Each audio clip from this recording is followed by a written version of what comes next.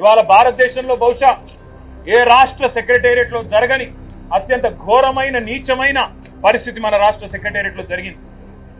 20% commission ఇయ్యందే ఇక్కడ బిల్లులు వస్తలేవని చెప్పి కాంట్రాక్టర్లు ఆర్థిక శాఖ మంత్రి ఉప ముఖ్యమంత్రి గారి ఛాంబర్ ముంగట ధర్నా చేసే పరిస్థితి రాష్ట్రంలో బహుశా ఎన్నడూ కూడా గతంలో లేదు, మరి భారతదేశంలో కూడా బహుశా ఎక్కడా లేదని నేను అనుకుంటా ఉన్నా.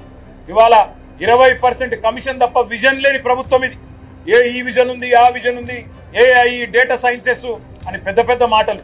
విజన్ లేదు, మన్ను లేదు, కమిషన్ తప్ప.